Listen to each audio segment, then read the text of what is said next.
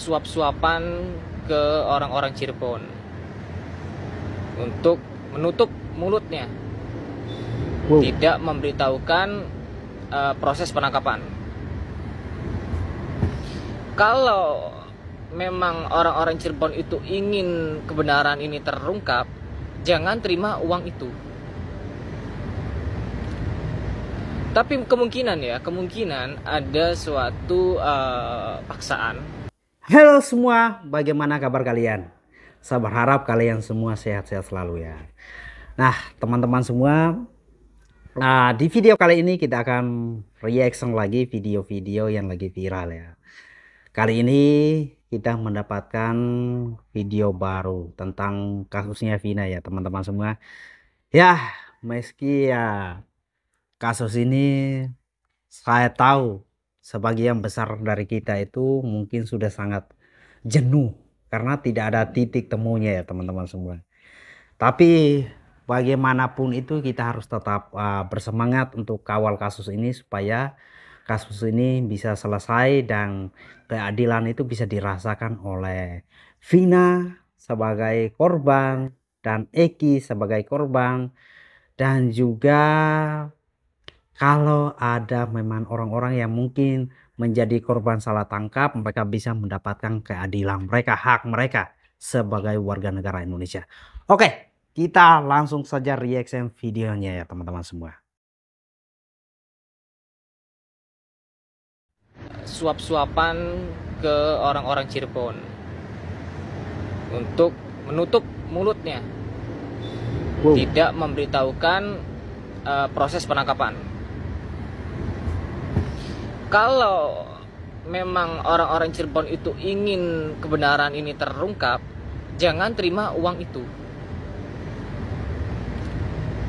Tapi kemungkinan ada suatu paksaan.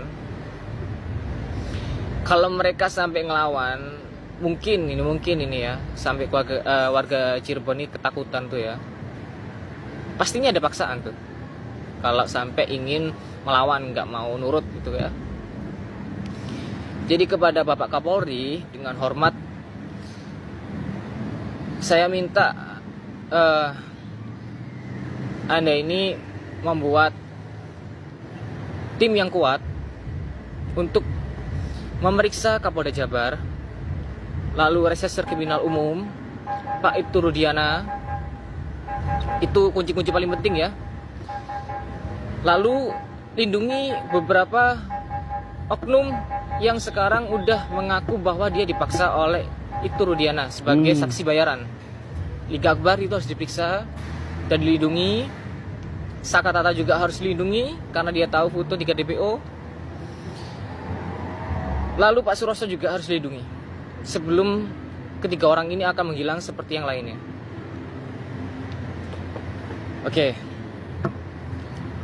Lalu yang terakhir ini, ada banyak sebenarnya, banyak informasi saya kategorikan A1 ya, tidak bisa saya publish. Petinggi-petinggi ini udah tahu, aparat-aparat ini udah tahu. Tapi di sini biar kalian ini bisa berhati-hati ya, agar apa yang harus dihindari. Saya juga udah upload juga di Instagram tentang tulisan warning untuk para warga semuanya, nggak hanya Cirebon, untuk menghindari namanya geng motor. Ya itu, biar nggak ada kejadian lagi seperti Vina. Oke. Terus lalu tentang BAP ya. Lawyer-lawyer lain yang membela Peggy dengan alasan tertentu. Pertama, para lawyer ini ya, si Bang Hotman, lalu Pak Dewoto, terus lalu Om Tony, itu memegang BAP yang resmi rilis waktu di tahun 2016. Jadi yang asli, bukan yang new update. Nah, yang dirilis resmi itu 3 DPO ya, itu ada, bukan yang sekarang dibilang fiktif. ada pengejaran, pelemparan batu, pemukulan, pengeroyokan. Kali ini saya ingin bahas siapa Aib itu. Nah, teman-teman semua ya, kalau kita lihat di sini ya, aduh ini sangat mengerikan sekali ya. Kalau sudah terjadi, katanya sudah ada oknum polisi yang suap menyuap beberapa oknum lain lagi untuk menutup mulut terhadap kasus ini. Ini sangat mengerikan sekali kita semua. Karena kalau sudah seperti ini, artinya pihak yang mau mencoba untuk membongkar kasus ini akan menghadapi banyak tantangan, dan sudah terbukti kalau pihak-pihak yang berusaha untuk membongkar kasus ini, untuk membuktikan kebenaran itu sepertinya kayak ditarik ulur, dan sepertinya kayak apa ya, menemukan hambatan yang sangat besar sekali. Nah, kalau kita lihat kasus-kasus yang lain itu cepat sekali ditanganinya, cepat sekali terbongkar. Berarti ini makin membuat kita sebagai masyarakat Indonesia itu merasa kayak, apa benar keadilan untuk masyarakat kecil itu akan didapatkan atau malah hanya menjadi korban? Ini kan sangat berbahaya sekali. Kenapa Aib bisa tahu semua? Apakah benar yang diketahui itu sesuai dengan penglihatan dia? Oke. Yang pertama, Aib, setelah saya lacak ya, setelah saya analisa, dia itu ternyata peliharaan dari buzzer. Lalu, kenapa dia menunjuk kepada terpidana yang sekarang ditangkap itu, yang dinyatakan tumbal itu? Terus dalam pribadinya apa? Maksudnya apa? Sampai seyakin itu bahwa tumbal-tumbal itu melakukan pembunuhan itu. Aib sebenarnya tidak ikut dengan kejadian di pembunuhan itu. Ya. Dia memanfaatkan kesempatan ini untuk balas dendam karena dia pernah digerebek saat melakukan mesum. Itu, melakukan mesum di tempat pencucian mobilnya dia. Gitu ya. Jujur saya saya nunggu si Aib untuk itikat baik ya, itikat baik menarik pernyataannya bahwa dia itu berbohong, tapi tidak kunjung dilakukan. Video ini akhirnya saya buat gitu. Jadi Aib ini tidak sama sekali ya mengetahui kejadiannya bagaimana, dia tidak mengenal pelaku itu kayak gimana. Jadi Aib ini melaporkan kepada buzzer, buzzer lalu melaporkan kepada Ibtu Rudiana. Jadi orang ini ya, si Aib ini itu tidak melaporkan langsung ke Ibtu Rudiana, tapi kepada buzzer, lalu buzzer ke Ibtu Rudiana. Jadi awal kekacauannya itu ada di Aib. Jadi kalian ngerti ya, dia si Aib ini punya kasus pernah digerebek oleh tumbal tahanan karena melakukan mesum di tempat pencucian mobilnya. Akhirnya dengan adanya dicari DPO pembunuhan ini, Aib memanfaatkan kondisi ini untuk balas dendam. Ya. Lalu siapa si Mel? Apa yang dia takutkan? Mel bisa tahu semua, yang jelas dia pasti pernah ikut geng motor. Coba tanya aja ke Mel. Coba pihak polisi tangkap si Mel sama Aib. Gitu ya. Mel pernah melakukan apa? Kalau si Aib tadi sudah saya jelaskan ya. Dia melakukan mesum, akhirnya menuduh para terpidana yang pernah menggerebek dia.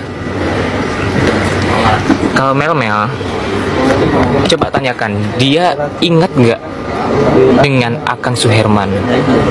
Tuh. Siapa Akang Suherman?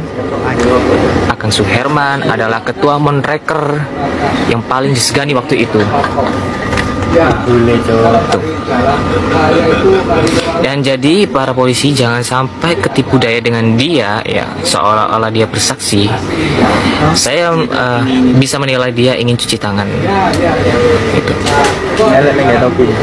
Coba diselidiki si Aib sama Mel-Mel. Itu saja. Untuk selengkap-selengkapnya nanti saya jelaskan lagi. Paling tidak ini harus ada tindakan dulu kepada si Aib sama Mel-Mel. Karena Aib menghilang begitu saja, ya kan? Jadi kalian udah puas ya siapa si Aib, siapa si Mel-Mel.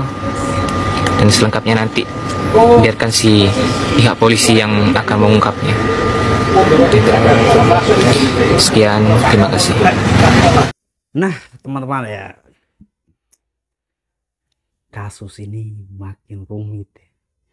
Kita melihat bahwa penjelasan dari beberapa netizen, termasuk bro yang satu ini sudah menjelaskan, tapi sepertinya ya hanya akan kita saja yang akan merespon itu semua. Tapi kalau untuk pihak kepolisian ya mungkin hanya sedikit ya yang mau menanggapi hal-hal seperti ini. Ya, sangat sedih sekali ya. Kita lanjut.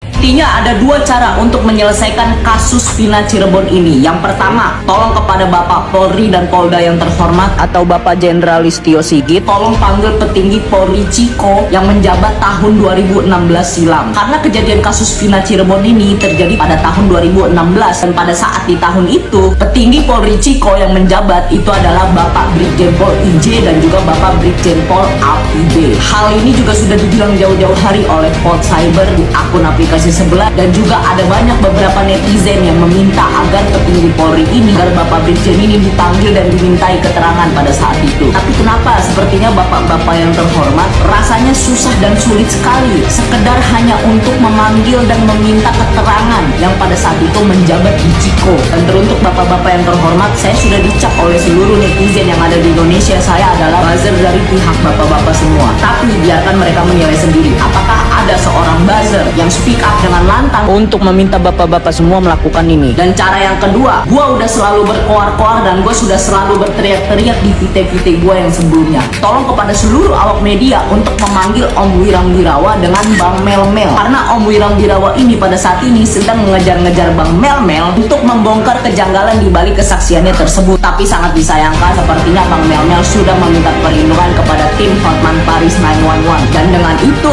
semakin mempersulit untuk membongkar semua kejanggalan yang ada di kasus ini. Tetapi pesan saya kepada tim Hotman Paris 911 agar tidak sembarangan memberikan perlindungan kepada orang yang statusnya belum jelas pada saat ini. Maka dari itu tim Hotman Paris 911 harus membuat komunikasi yang rutin, harus sering-sering berkomunikasi dengan Om Wirang Wirawa. Dan percaya sama saya, apabila dua cara ini sudah dilakukan, maka semua kejanggalan-kejanggalan dan dalam di balik kasus ini semua pasti akan segera terungkap. Tapi pertanyaannya, apakah orang yang bertanggung jawab dan yang memiliki wewenang untuk menjalankan dua cara ini sudah menjalankannya dari kemarin-kemarin? Dan dari perkembangan berita dan update selama ini kita semua bisa nilai sendiri. Tetapi tidak apa-apa, apabila pihak yang berwajib tidak bisa mengundang petinggi Polri ini, maka saya meminta usul kepada penegak hukum, kepada semua bapak kejaksaan yang terhormat agar memanggil semua orang yang terlibat ini di sidang pengadilan nanti. Dan saya meminta agar sidang pengadilan nanti dilakukan secara terang benderang dan tidak dilakukan secara tertutup, agar kita seluruh masyarakat Indonesia tahu siapa orang yang sudah selama ini menskenario cerita dari Vina ini.